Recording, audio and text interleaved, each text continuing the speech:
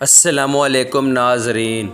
حضرت ابن معاذ رحمۃ اللہ علیہ بیان کرتے ہیں کہ جو شخص 40 دن تک مسلسل پیاز کھائے اور اس کے چہرے پر چھائیاں یا دانے نکل آئیں تو اسے خود کو ملامت کرنی چاہیے۔ جس نے مچھلی اور انڈا ایک ساتھ کھایا اور وہ فالج یا لقوے میں مبتلا ہو گیا تو وہ بھی اپنے آپ کو قصوروار سمجھے۔ عورت کی شرمگاہ میں زیادہ دیر تک منی روک کر رکھنا پیٹ کی بیماریوں کا سبب بنتا ہے۔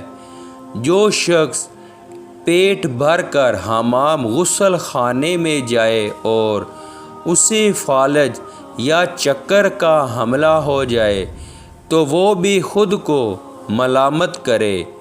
جس نے دودھ اور مچھلی ایک ساتھ کھائی اور وہ برص جلد کی بیماری یا نقرس میں مبتلا ہو گیا تو اس کا قصور خود اس کا اپنا ہے۔ اگر کسی کو احتلام خواب میں انزال ہو گیا اور وہ غسل کیے بغیر بیوی سے ہم بستری کرے تو اس سے اگر پاگل یا کمزور بچہ پیدا ہو تو یہ کوئی تعجب کی بات نہیں۔ جو شخص ابلا ہوا ٹھنڈا انڈا کھائے اور اس سے بلغم یا دمے کی بیماری پیدا ہو تو یہ یقینی بات ہے۔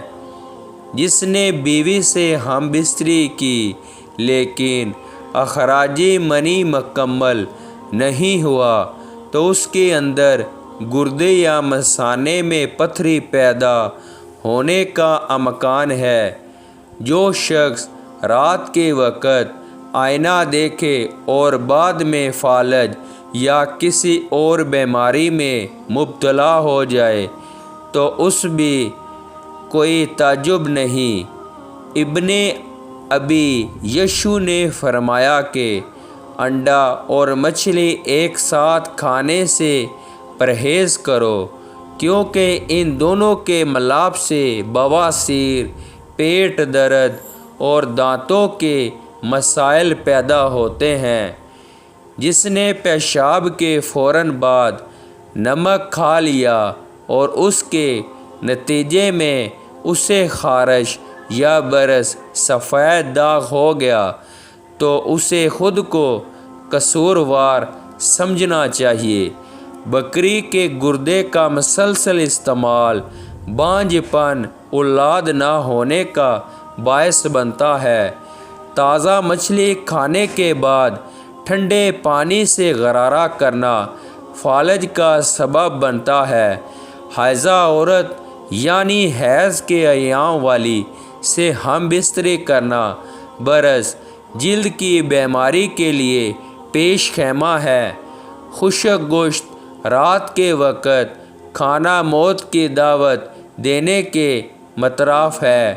بوڑھی عورتوں سے ہم بستری کرنا جوانوں کو بوڑھا اور تندرست کو بیمار بنا دیتا ہے۔ اگر پیٹ کے بالکل اوپر درد ہو تو سمجھ لو کہ معدہ تیزابیت میں مبتلا ہے۔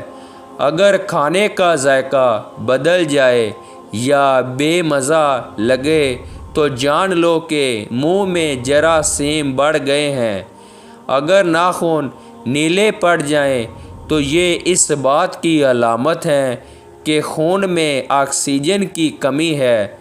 اگر سر کے ایک طرف درد ہو تو سمجھ لو کہ دماغ کی شرائیں سکڑ رہی ہیں۔ گھر کا کچرا رات کو گھر کے اندر مت رکھو کیونکہ شیطان کچرے میں بیسرا کرتا ہے۔ برتنوں کو رات میں کھلا مت چھوڑو کیونکہ شیطان ان میں تھوک دیتا ہے اور جو چیز ان میں ہو وہ اس میں سے اپنی مرض سے اٹھا لیتا ہے۔ چہرہ دھونے کے بعد کپڑے سے پوچھنا بھولنے کی بیماری کا سبب بن جاتا ہے۔ جو شخص صبح جلدی اٹھتا ہے اس کا جسمانی نظام ہمیشہ متوازن رہتا ہے۔ جو شخص دن کا آغاز تلاوت قرآن سے کرتا ہے وہ جسمانی اور روحانی طور پر تازہ دم رہتا ہے۔ روزانہ سجدہ کرنا جسم کو تناؤ کو ختم کرتا ہے۔